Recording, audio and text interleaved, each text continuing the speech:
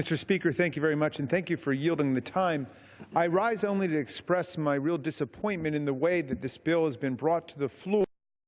The majority not insisted on a closed rule preventing the House from voting on any and all amendments to repair and improve S 1094. I would have offered an amendment to ensure that it applies in a way that respects the due process rights of federal workers and that it would apply only to collective bargaining agreements ratified on or after enactment.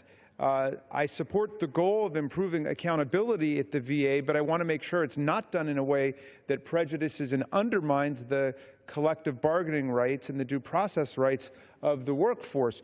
There are real problems at the VA now. We know there are 45,000 to 49,000 vacancies there. There is bureaucratic dysfunction in a lot of places, and all that this bill would do is to change the evidentiary standard of proof from preponderance of evidence to substantial evidence in leveling sanctions and discipline against employees.